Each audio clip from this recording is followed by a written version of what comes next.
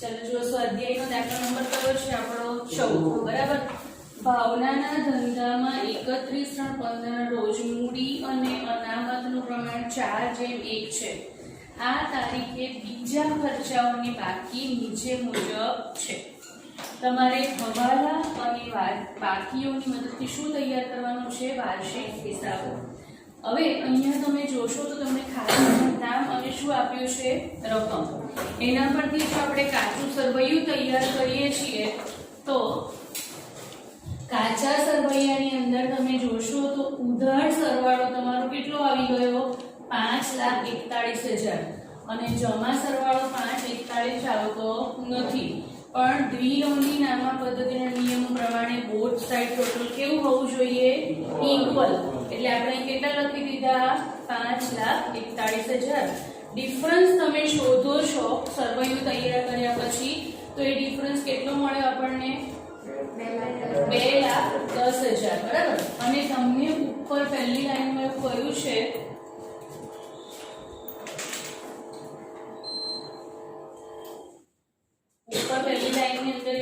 છે કે આ જે છે ધંધો એમાં મૂડી અને અનામતનું પ્રમાણ કેટલું છે? જો અંડરલાઈન કરો, મૂડી અને અનામતનું પ્રમાણ કેટલું છે? 4:1। તો આ જે બાકી મળી 2,10,000 એને તમે શેમાં ડિવાઈડ કરી નાખી? 4:1 માં। તો કેવી રીતે શોધવાનું? 4:1 એટલે શું કરવાનું? ગુણોત્તર પ્રમાણ શીખ્યા છે નાના ધોરણમાં। 4 ને 1 કેટલા થશે? 5। तो 2,10,000 गुणिया 4/5 करिए तो 1,68,000 શું મળી આપણને? મૂડી। 2,10,000 ગુણિયા 1/5 કરીશું તો કેટલી મળશે? 42,000 જે શું દર્શાવે છે? ધંધાની અનામતો। તો આ રીતે આપણે આખો કાચો સરવૈયો શું કર્યું? કમ્પ્લીટ। હવે આપણે આખો દાખલો કરવાનો છે। આજે આપણે દાખલો આખો સમજીએ અને પછી કરીએ બરાબર। થોડા હવાલા નવા છે। चलो पहलो એટલે અમારે હું જે વર્કિંગ કરું છું તમને જરૂર લાગે તો તમે વર્કિંગ તમારી નોટની અંદર કરી લેજો। જો આખો સ્ટોક 80,000 નો છે જે પૈકી 10% માલની કિંમત 20% કેવી છે? ઓછી। મેં તમને મોઢે ગણતા પણ શીખવાડ્યું છે। હવે ચાલતે ગણવું હોય તો છતાં અહીંયા જુઓ હવાલા નંબર 1 પહેલા સમજી લેવાનું છે પછી નોટમાં લખવાનું છે। આખો સ્ટોક કેટલો આપ્યો છે દાખલામાં? અહીંયા 80,000। તમને શું કહ્યું છે?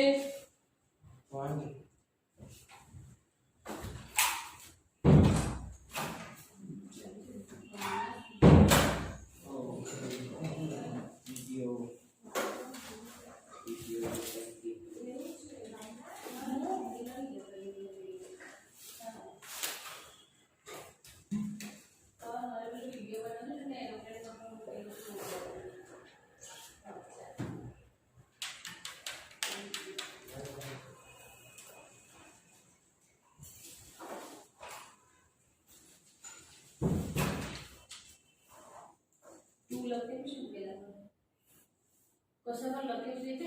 સ્વિચ પર કશું લખેલું?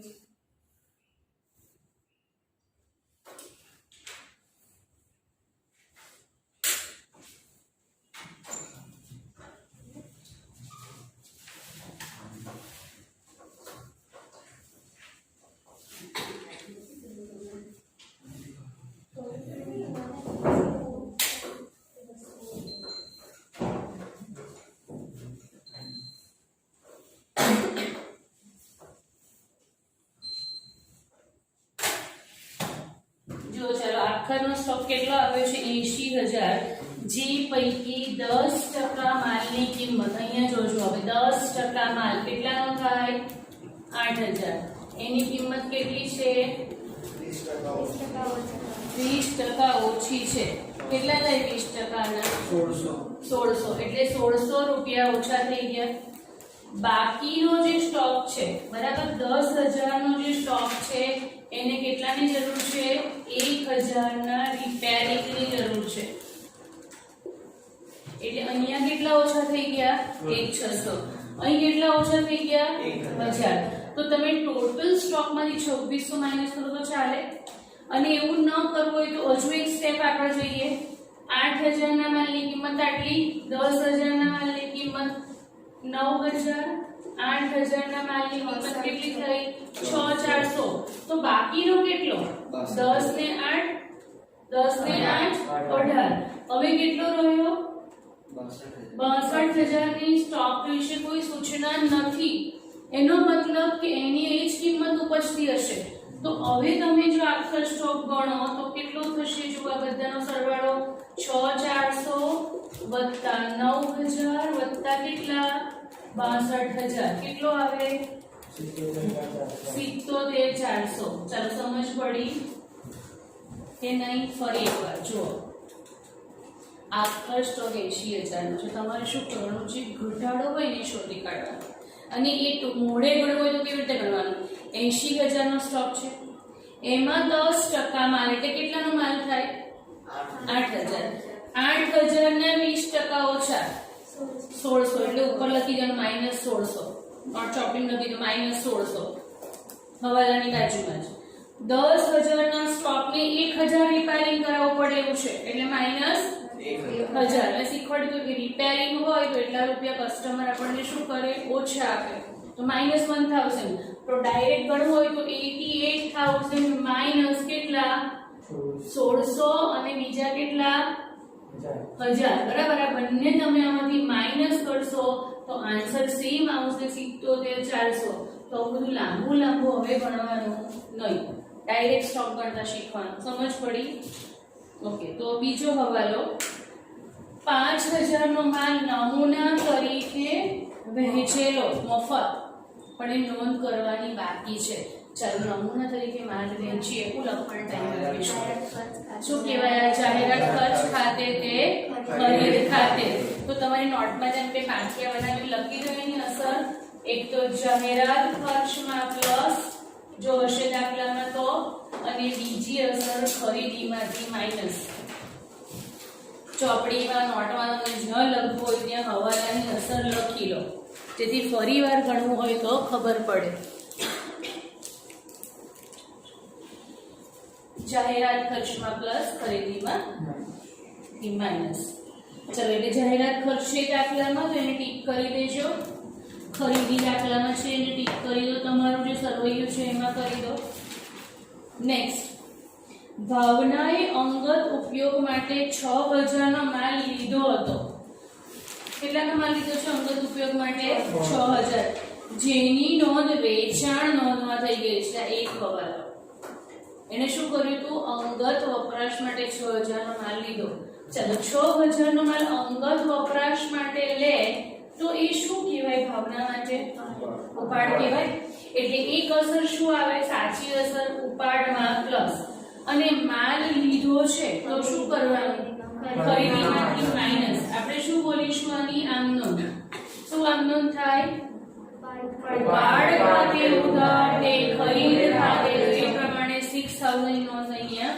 થશે ચાલો હવે જેની નોંધ એટલે સમજી લો બેટા હું ટાઈમ આપીશ સમજી લો જેની નોંધ તમારી વેચાણ નોંધમાં થઈ ગઈ છે વેચાણ નોંધમાં થઈ ગઈ છે તો ખોટું છે તે ઉલટાવવાનું શું થઈ ગયું છે ભૂલથી વેચાણ નોંધમાં લખાઈ ગયું છે તો ભૂલથી વેચાણ નોંધમાં લખાઈ ગયું તો શું કરવું બોલો વેચાણમાંથી માઈનસ અને વેચાણ જોડે કોણ સંકળાયેલું હોય દેવાદારોમાંથી પણ માઈનસ ચાલો લખી લો પહેલા લખ્યું તમે બીજું ત્રીજું લખી લો ચાર અસર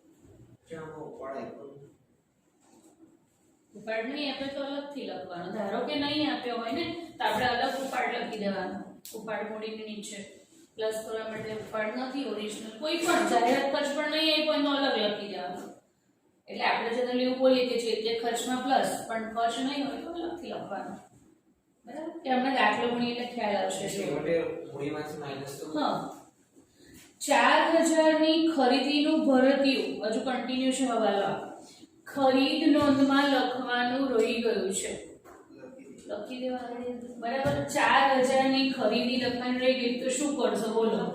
ખરીદીમાં પ્લસ, દેવ લખે છે એટલે લેણદારોમાં પણ પ્લસ લખો. ખરીદીમાં પ્લસ, લેણદારમાં પ્લસ.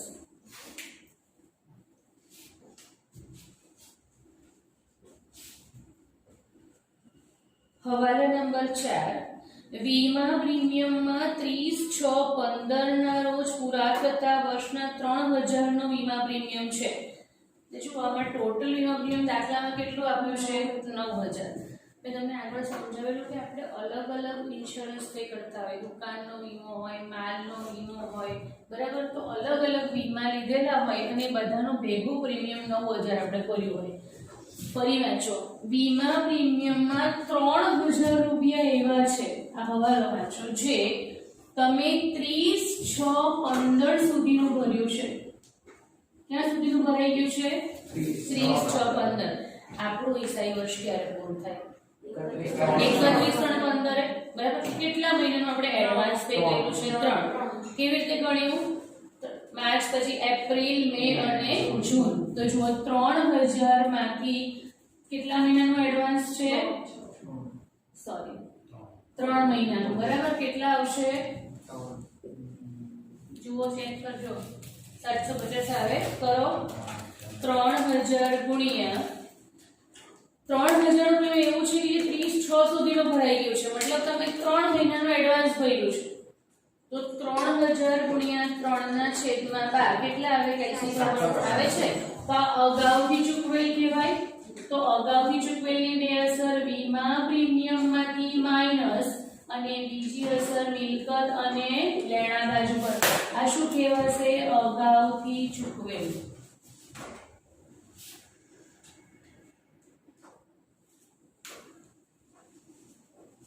થોડો અઘરો દાખલો છે, સમય માંગી લેવો પણ છે. બરાબર. નેક્સ્ટ. આ 3000 વાળું મને સમજ નહીં પડે. 9000 તો કયા છે? મેં શું સમજાયું? જ્યારે આપણે એક કરતા વધારે વીમા પ્રીમિયમ પે કર્યા હોય, ધંધામાં હું વીમા પ્રીમિયમ લખું એટલે મેં જેટલા પણ ઇન્સ્યોરન્સ પ્રીમિયમ ભર્યા બધાનું ટોટલ હોય. બરાબર. તો ટોટલ પ્રીમિયમ આપણે 9000 ભર્યું, એમાંથી એક પ્રીમિયમ એવું છે, દાખલા કે મેં જગ્યાનો વીમો ઉતરાવ્યો છે, અંદરની પ્રોપર્ટીનો વીમો અલગ હોય, માલ સામાનનો વીમો અલગ હોય. તો બધાના અલગ અલગ ઇન્સ્યોરન્સ આપણે લીધા છે અને કોઈનું પ્રીમિયમ 4000 છે, કોઈનું 2000 છે, કોઈનું 3000 છે. એવી રીતે અલગ અલગ પ્રીમિયમ ભેગા કર્યા અને એનું ટોટલ અહીંયા તમને 9000 આપેલું છે. તો એક હવે એવું છે કે ઇન્સ્યોરન્સ પ્રીમિયમ ધારો કે તમારે એક 4 વીમો ઉતરાવવાનો એવું ફરજિયાત છે કે તમે 1 એપ્રિલે વીમો ઉતરાવો. મેં વીમો વચ્ચેથી ઉતરાવ્યો હોય અને જો એનું વાર્ષિક પ્રીમિયમ ભરતી હોવ તો આ પ્રીમિયમ મેં 30/6 સુધીનું ભર્યું હોય. ગયા વર્ષે મેં આ વીમો ક્યારે ઉતરાવ્યો હોય? ક્યારે ઉતરાવ્યો હશે? 1 વર્ષ પહેલા. કે કેવું થાય? 1 વર્ષ પહેલા કયો સમય થશે આનો? એક સાથે ઉતરાવ્યો હશે વીમો.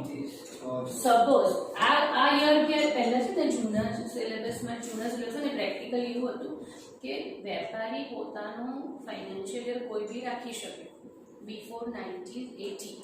તો એવું હતું કે કોઈ પણ મને એવું મન થાય કે મારે જાન્યુઆરી ડિસેમ્બર રાખવું છે કેલેન્ડર વર્ષ, તો એ રીતે રાખવું. એ પ્રમાણે ઇન્કમ ટેક્સ પ્રીમિયમ ભરું, સોરી ઇન્કમ ટેક્સ રિટર્ન ભરું.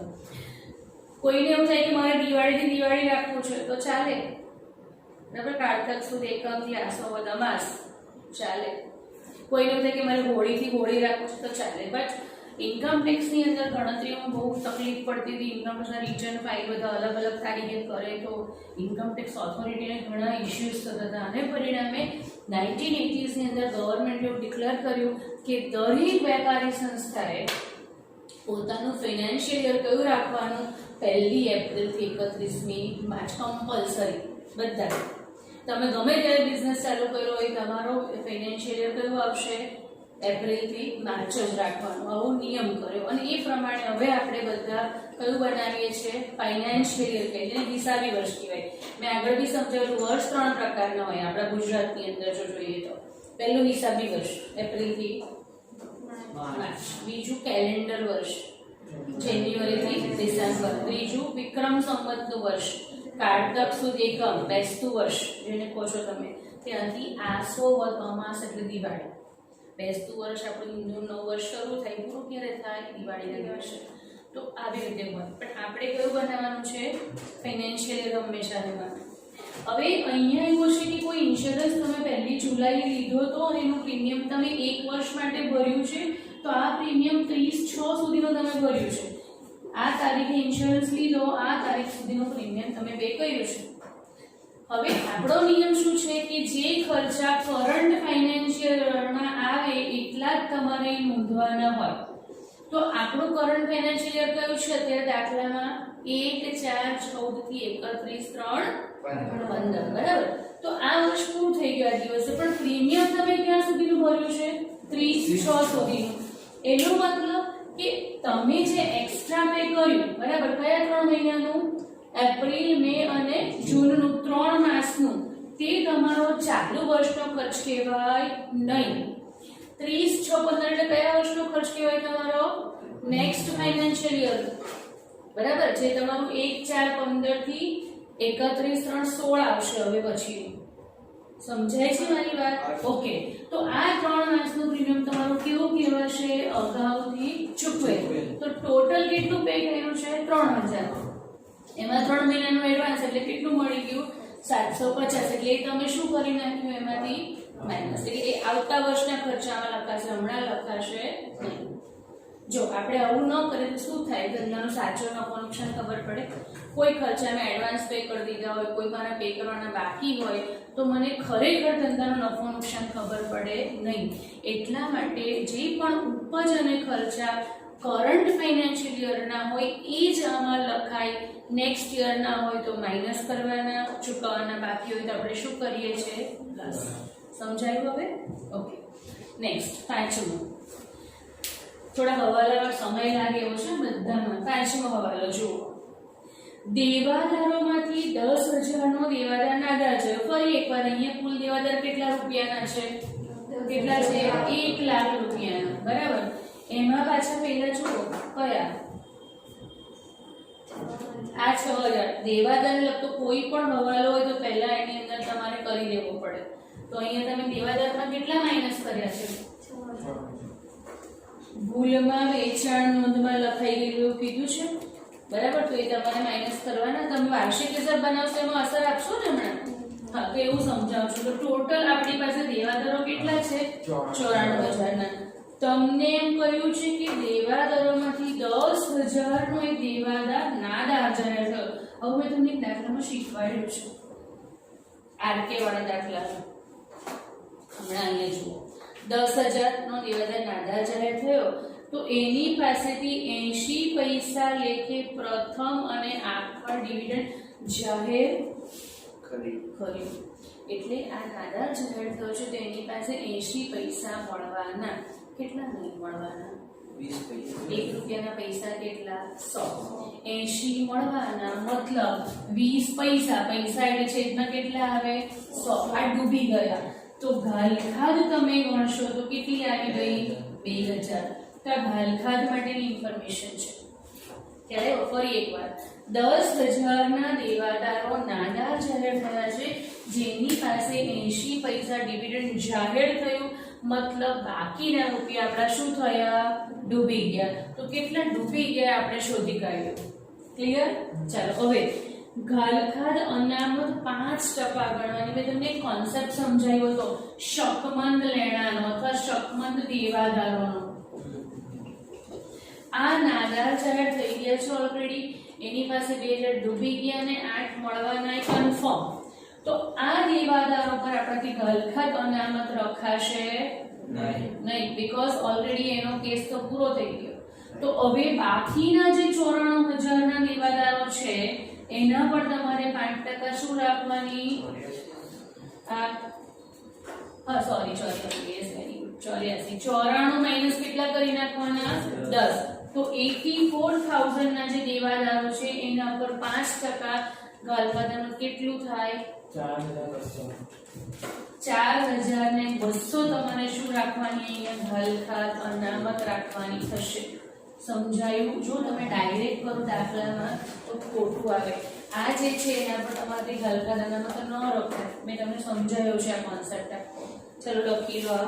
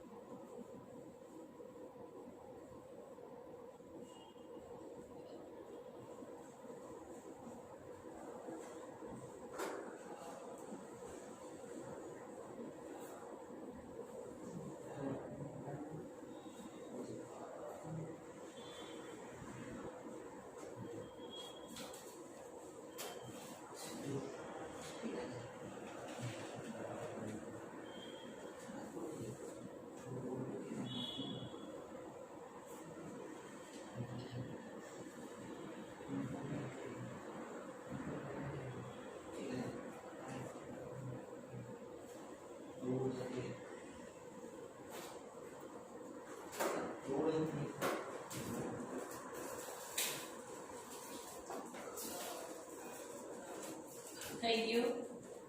ચલો આગળ નેક્સ્ટ.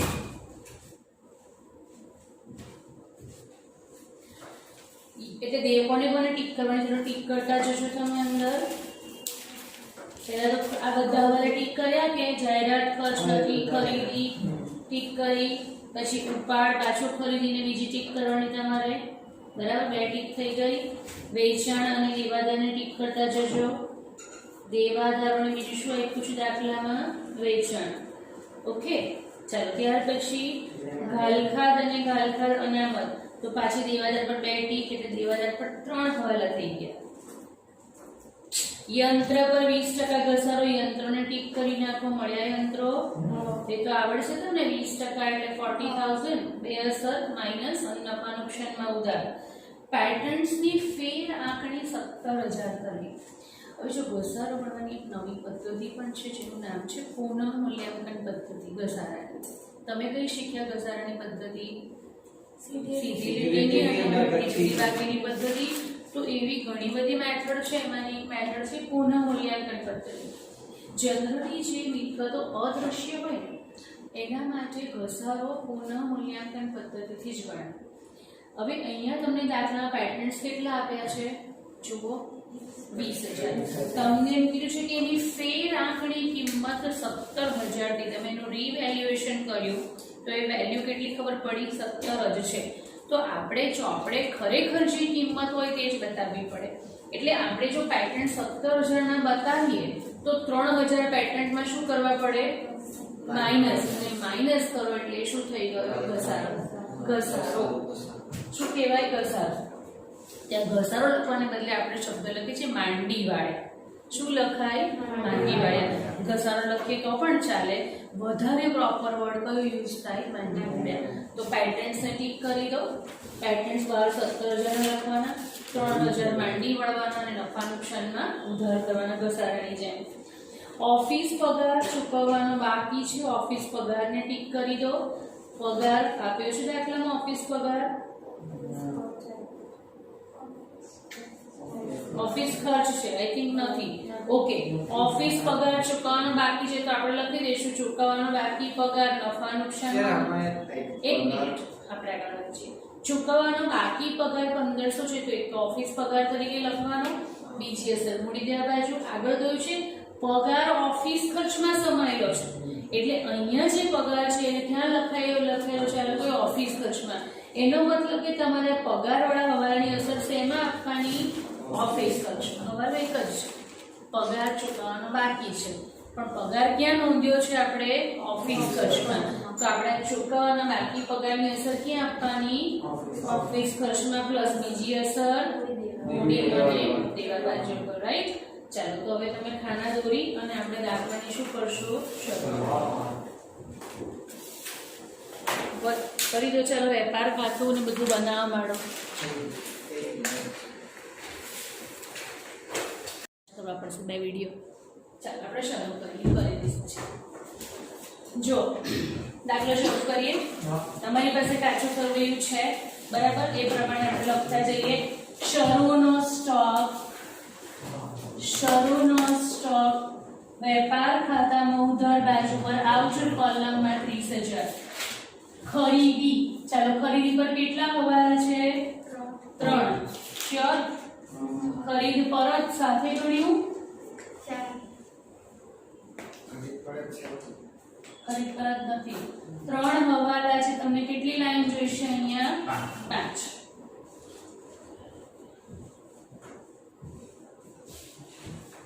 તમારામાં જે ઉધાર બાકીઓ છે તે પહેલા લઈ લો છો. તમે એમાંથી જુઓ છો કે આમાંથી બનાવો છો? ચોપડીમાંથી. ચાલો, તો દેવાદાર વેચાણ 2,50,000 લખો. હવે તમારે હું બોલું છું તે સાંભળીને જાતે લખવાનું, પડપડથી જોઈ લખવાનું નહીં, તો જલ્દી આવડશે. બરાબર? કાલે આપણે કરેલું ને મોડે રીતે દાખલો. ચાલો, વેચાણ 2,50,000 લખો. અહીંયા વેપાર ખાતાની જમા બાજુ પર વેચાણ 2,50,000. કેટલા હવાલા છે એમાં? એક જ છે, બરાબર? તો એક લાઈન છોડી દેવાની. દેવાદારો મિલકત અને લેણા બાજુ પર હંમેશા અડધું પાકું સરવૈયું છોડીને જ લખવાની ટેવ પાડી.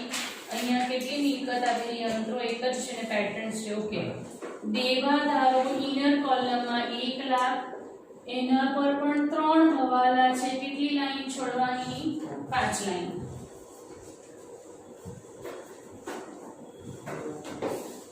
લેણદારો મૂડી અને દેવા બાજુ પર, એમાં પણ હવાલો ખરીદીનું ભરતીયું રહી ગયું છે ને લખવાનું, એટલે લેણદારોમાં હવાલો છે એટલે ઇનર કોલમમાં લખશો તમે લેણદારો 20,000, એક લાઈન છોડી દેવાની. યંત્રો મિલકત અને લેણામાં પહેલી જ લાઈનમાં લખશું યંત્રો 2 લાખ રૂપિયાના, અને યંત્ર પર તમને શું ગણવાનું કહ્યું છે? ઘસારો, તો એક લાઈન છોડી દઈશું. પ્રતિભાની લોન, પ્રતિભાની એટલે તમે કોઈ પાસે લોન લીધી છે. પ્રતિભાની લોન હોય તો આપેલી લોન હોય, આ લીધેલી લોન છે. અહીંયા લખો પ્રતિભાની લોન 50,000. વ્યાજનો દર કેટલો આપ્યો છે? 10%. કાઉન્સમાં શું આપ્યું છે? 1, 10, 14 થી. તો આવું લખજો 1, 10, 14 થી કાઉન્સ લખો. જ્યારે પણ કાઉન્સ હોય, પર્સન્ટેજ હોય એટલે શું હોય? ત્યાં શું હોય? મુક્ત હવાલો હોય. તો 50,000 ની લોન પર 10% એટલે કેટલા મહિનાનું વ્યાજ ભરવાનું? 10, 11, 12, 1, 2 ને 3. કેટલા મહિનાનું? 6 મહિનાનું. ગણો કેલ્ક્યુલેટર પર. 50,000 ગુણ્યા 10% ગુણ્યા 6 માસ કેટલું આવશે? 2500 આવશે. લખો ત્યાં ચૂકવવાનું બાકી લોન પર વ્યાજ 2500. આખા દાખલામાં કશું લોનનું વ્યાજ આપ્યું છે નથી, તો બધું જ ચૂકવવાનું બાકી કહેવાય. નફા નુકસાનમાં બીજી અસર, ચૂકવવાનું બાકી લોન પર વ્યાજ 2,500.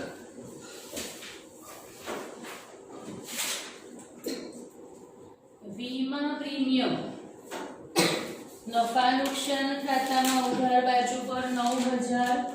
વીમા પ્રીમિયમ હવાલો છે એટલે અંદર લખશું 9,000, એક લાઈન છોડી દેવાની. જાહેરાત ખર્ચ એની નીચે લખશો નફા નુકસાનમાં 6,000, એક લાઈન છોડી દેવાની હવાલા માટે. ફર્નિચર એમાં કોઈ હવાલો નથી, સીધું મિલકત લેણાના ઉચ્ચક કોલમમાં લખી દેશો. ફર્નિચર રકમ કેટલી આપી છે? 8,000. ગાયખાદ અનામત, તો ગાયખાદના હવાલા છે દાખલામાં, તો શું બનાવી દેવાનું? કોષ્ટક બનાવો. ગાયખાદ જૂની વત્તા ગાયખાદ નવી વત્તા ગાયખાદ અનામત નવી, એક લાઈન છોડીને માઈનસ ગાયખાદ અનામત જૂની. ચલો જૂની અનામત કેટલી આપી છે તમને દાખલામાં? 6,000. કાચા સળિયામાં એ કઈ કહેવાય? જૂની. Okay done. ચૂકવેલ ભાડું 12,000 રૂપિયા. કાઉન્સમાં કહ્યું છે કે એક મહિનાનું 1200, તો 1200 ગુણ્યા 12 કરો કેલ્ક્યુલેટર. એવું નથી કરું બેટા, માસિક 1200 કહ્યું છે ને, તો એક મહિનાનું 1200, તો 12 મહિનાનું કેટલું? 1200 ગુણ્યા 12 14,400 આવશે. બરાબર, 14,400. અહીં કેટલું આપ્યું છે? 12,000. તો ચૂકવવાનું બાકી કેટલું કહેવાશે? 2,400. જો એવું સમજ નહીં પડે તો ચૂકવેલ ભાડું એક મહિનાનું 1200, 12,000 ભાગ્યા 1200, તો એક મહિનાનું કેટલું આવશે?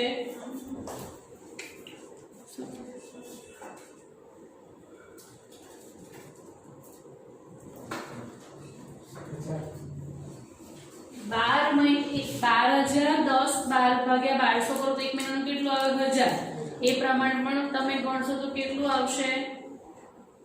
નહીં સમજ પડી? કેટલા મહિના? 10,000 કેવી રીતે આવે? સિમ્પલ ગણન છે. જો અહીંયા એક મહિનાનું કેટલું કહ્યું છે? 1200, તો 12 મહિનાનું કેટલું થાય? 14,400. અહીં કેટલું આપ્યું છે 18,000. તમારે શું લખવાનું અહીંયા લખો ચૂકવેલ ભાડું. દાખલામાં આપ્યું છે 12,000, ખરેખર ગણતરી પ્રમાણે કેટલું મળ્યું 14,400. તો બહાર કેટલું લેવાનું 14,400. તો વત્તા ચૂકવવાનું બાકી કેટલું થશે 2,400. બીજી રીત બી સમજાવું છું. ચાલો ચૂકવવાનું બાકી ભાડું મૂડી અને દેવા બાજુ પર લખવાનું 2,400 રૂપિયા. કારણ સીધા સીધા જ પકડવાનું અને કોઈને આમ શોખ હોય તો એ બી જોઈ લઈએ આપણે. 12,000 આપ્યું છે, એક મહિનાનું 1200, એનો મતલબ કે આ ભાડું 10 મહિનાનું છે. તો એક મહિનાનું 1200, તો 2 મહિનાનું બાકી કેટલું થાય 2,400. both way it is correct. બરાબર. તમે સીધા પાડનું પકડો કે ઊંધા, જવાબ સરખો આવશે. ચાલો નેક્સ્ટ. આવક માલ ગાડા ભાડું 4,000, વેપાર ખાતામાં ઉધાર બાજુ પર લખો આવક માલ ગાડા ભાડું. કેટલા રૂપિયા આપ્યા છે 4,000. રોકડ શિલ્લક 30,000. અહીં લખશો તમે મિલકત અને લેણા બાજુ પર રોકડ શિલ્લક 30,000. ઓફિસ ખર્ચ ક્યાં લખવાનો ઓફિસ ખર્ચ નફા નુકસાન ખાતામાં ઉધાર બાજુ પર લખો ઓફિસ ખર્ચ. ઇનર કોલમમાં એમાં એક હવાલો છે એટલે 20,000 ઇનર કોલમમાં એક લાઈન છોડી દેવાની. મળેલ ભાડું નફા નુકસાનમાં જમા બાજુ પર 2 લીટી છોડી દેવાની નફા માટે અને મળેલ ભાડું આઉટપુટ કોલમમાં લખશો તમે 3,000. પેટર્ન્સ 20,000 ફર્નિચર નીચે લખી દો અહીંયા પેટર્ન્સ 20,000. એમાં હવાલો છે ઇનર કોલમમાં લખ્યું. મળેલ વટાવ તમારી ઉપજ છે એટલે નફા નુકસાન ખાતામાં જમા બાજુ પર લખશો તમે 2,000. ફર્નિચર પર ઘસારો. હવે સાંભળો, ફર્નિચરનો ઘસારો જ્યારે કાચા સરવૈયામાં આપ્યો હોય તો એની કેટલી અસર આપે 1 જ.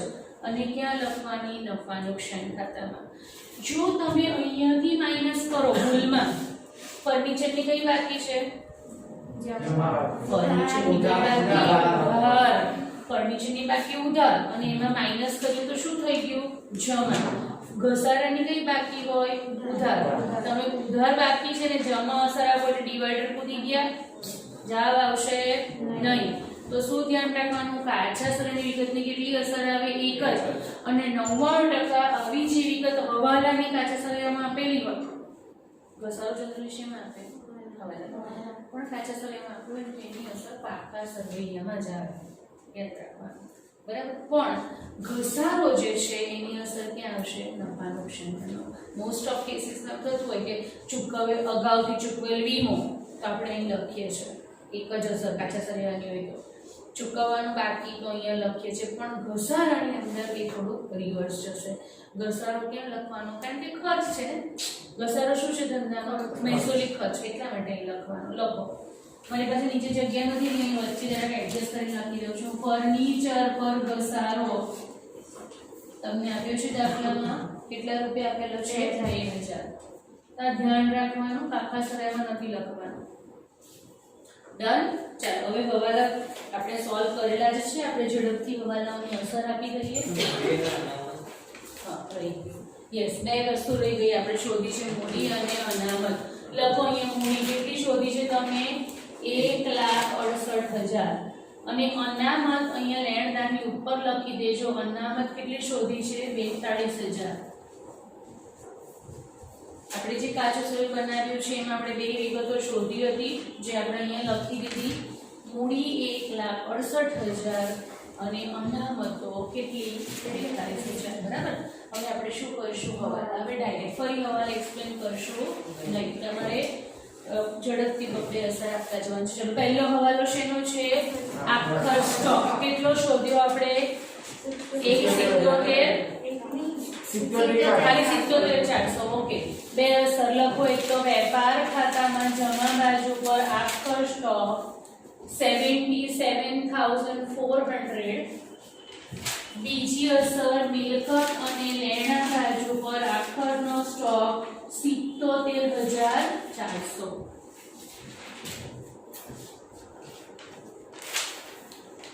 બીજો અવાજ 5,000 માં નમૂના તરીકે મફત વેચ્યો જેની નોંધ બાકી છે તો જાહેરાત ખર્ચમાં પ્લસ લખો નમૂનાથી વેચેલ રકમ તમને આપી છે દાખલામાં 5,000 એટલે ટોટલ આઉટર કોલમમાં આવશે 11,000 પ્લસ નો અર્થ પ્લસ જ થાય માઈનસ નહીં કરવાનો ભૂલમાં. ખરીદીમાંથી માઈનસ કરો નમૂનાથી ગયેલ માલ 5,000 બેલેન્સ ઇનર કોલમમાં ઉતારવાનું 95,000.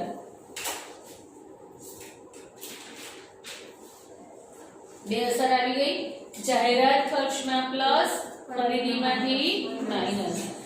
ભાવના અંગત ઉપયોગ માટે માલ લીધેલો પણ એનું નોંધ ક્યાં થઈ ગયું છે તમારાથી વેચાણ નોંધમાં. ભૂલ સુધારણાના નિયમ પ્રમાણે ખોટું છે તે ઉલટાવો સાચું છે તે કરો. તો અંગત ઉપયોગ માટે માલ લીધો છે તો ઉપાડ કહેવાય. મૂડી પછી 2-3 લીટી છોડીને લખી દો ઉપાડ. ઇનર કોલમમાં લખશો તમે 6,000 આ માલ એને લીધો. માલ લઈ જાય છે તો ખરીદ ખાતું શું થશે જમા માઈનસ લખો અહીંયા ઉપાડથી ગયેલ માલ 6,000 એટલે બેલેન્સ તમારું ઇનર કોલમમાં કેટલું આવશે હવે 89,000. બે અસર થઈ ગઈ. એક ઉપાડ લખ્યો તમે ત્યાં અને બીજું શું કર્યું ખરીદીમાંથી માઈનસ. જેની નોંધ વેચાણ નોંધમાં થઈ ગઈ છે તો ખોટું છે તે ઉલટાવો તો વેચાણ નોંધમાંથી માઈનસ કરો માઈનસ ભૂલથી નોંધેલ ઉપાડના એવું લોકો તો બી ચાલે આટલું પણ ચાલશે 6,000. બેલેન્સ આઉટર કોલમમાં આવશે 2,44,000. એકમ નીચે એકમ આવે એની કાળજી રાખીને લખશો તો ટોટલમાં ભૂલ પડવાની શક્યતાઓ ઘટશે તમારે. દેવાદારોમાંથી પણ માઈનસ કરો માઈનસ લખો ભૂલથી નોંધેલ 6,000. so balance in the inner column will be 94,000.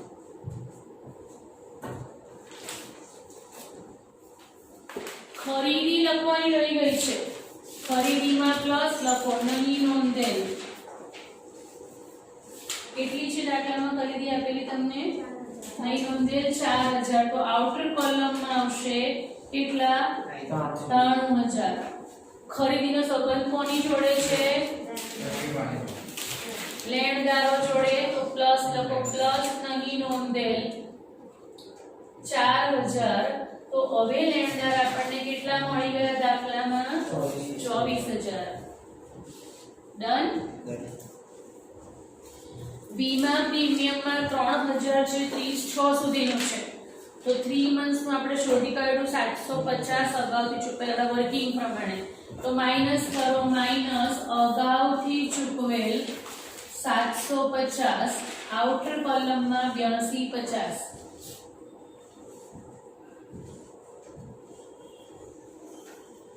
બીજી અસર અગાઉ ચૂકવેલું શું કહેવાય આપણું લેણું. લખો અહીંયા અગાઉથી ચૂકવેલ વીમા પ્રીમિયમ 750 મિલકત અને લેણા બાજુ પર.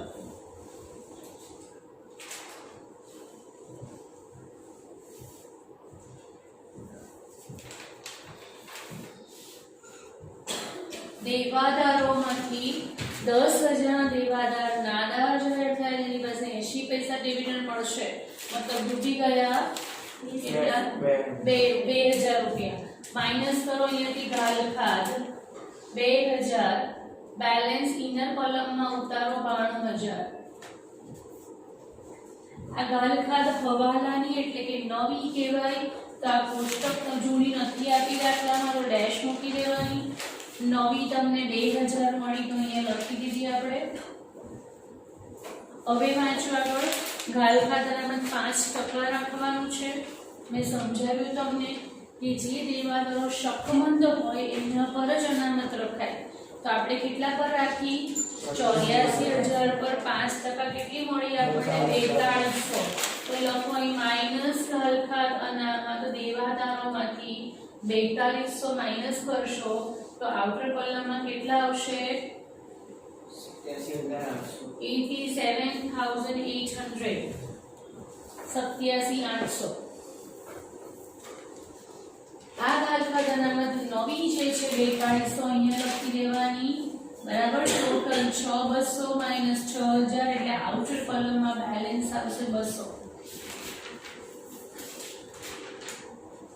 અહીંયા એક નાની વાત મારી ધ્યાનથી સાંભળી લો. ધારો કે આપણે આ કરીએ આવું અને ઇન કેસ આન્સર માઇનસમાં આવે, બરાબર. ફોર એક્ઝામ્પલ અહીંયા તમને આ જે રકમ છે તે 6200 ને બદલે ધારો કે આ રકમ અહીંયા 4000 આવી. કઈ આ સપોઝ 4000 માઈનસ 6 એટલે આન્સર કેટલો આવે? -2. તો -2 તમારે અહીં ઇનર કોલમમાં લખવાના. ત્યાં લખવાનું સામેની બાજુ લઈ ગયા. શું લખવાનું? સામેની બાજુ. અને પછી એને અહીં લખી દેવાની. કારણ કે અહીંયા માઈનસ એટલે આ બાજુ આવે તો એ લખવાનું ગાલ ખાત અનામત સામેથી લાવ્યા 2000 પછી પ્લસ લખવાનું. એવું આવશે એટલે શીખવાડશે. કારણ દાખલો પડશું આપણે. ચાલો આગળ. યંત્ર પર 20% ઘસારો ગણો. માઈનસ કરો ઘસારો 20%. યંત્રમાં 20% કેટલો થાય? આના 40,000. આઉટર કોલમમાં બેલેન્સ આવશે 1,60,000. ઘસારો તમે 20% કર્યો. ઘસારાની બીજી અસર ક્યાં લખશો? હું અહીં લખું છું તમને દેખાય એટલા માટે, બરાબર. એ દેખાશે તો અહીં લખું. ચાલો. યંત્ર પર ઘસારો 40,000. ડન. આગળ. પેટર્ન 17,000 ના ગણવાના છે તો બહાર કેટલા લખી દેવું? આમાં 17,000 માઈનસ માંડી વાળ્યા 3,000.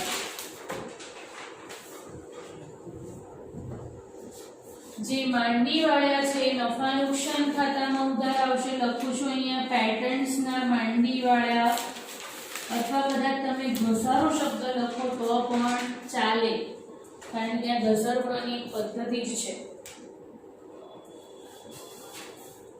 ઓફિસ પગાર ચૂકવવાનો બાકી છે. પ્લસ કરો પગારમાં. ચૂકવવાનો બાકી પગાર 1,500 રૂપિયા, જેનો સમાવેશ ઓફિસ ખર્ચમાં કર્યો છે એવી સૂચના સ્પષ્ટ આપી છે આપણને દાખલામાં. તો 21,500. બીજી અસર અહીંયા લખશો તમે. ચૂકવવાનો બાકી પગાર મૂડી અને દેવા બાજુ પર કેટલા રૂપિયા? 1,500. બરાબર. સમગ્ર દાખલો આપણો પૂર્ણ થયો. ટોટલ કરીને આપણે શું શોધી કાઢશું? લખો. હવે તમારું કામ સાચું લખાવજો.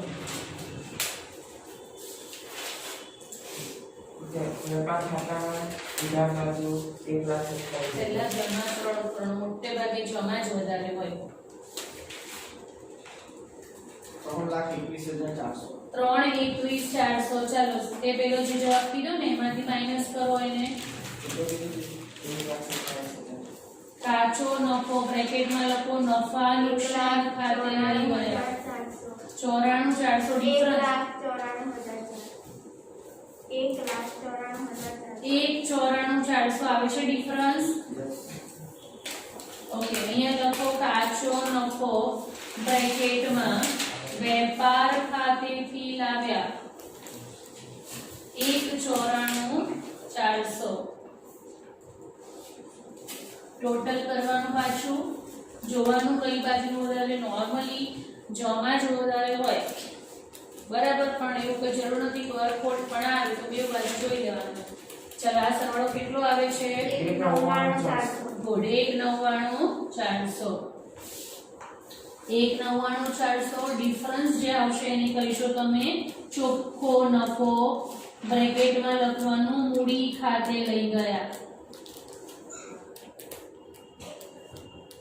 ચોખ્ખો નફો મૂડી ખાતે લઈ ગયા.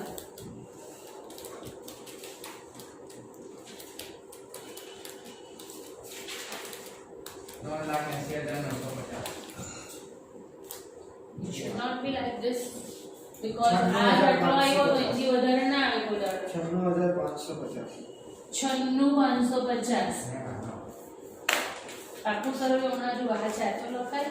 ચોખ્ખો નફો કેટલો આવ્યો? બધાનો આવે છે જુઓ. શું કરવાનું? 1,99,400 માંથી બધું માઈનસ કરવાનું.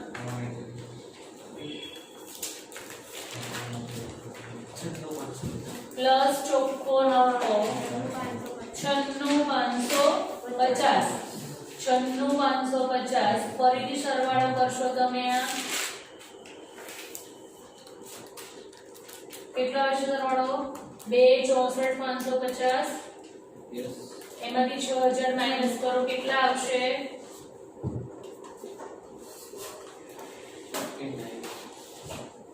8 આવે ને?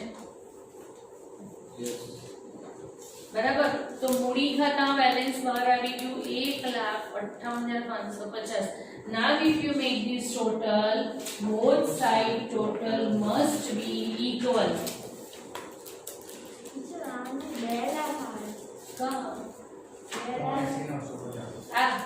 ઓકે સોરી, આ 2,58 છે. Fine, good. 2,58,550 છે. સુધારજો.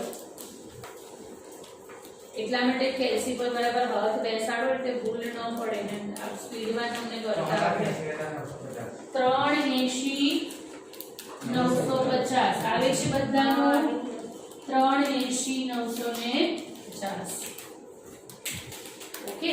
તો અહીં આપણો સ્વાધ્યાયનો છેલ્લો દાખલો 14મો જે છે વાર્ષિક હિસાબોનો એ પૂર્ણ થયો. ઓકે.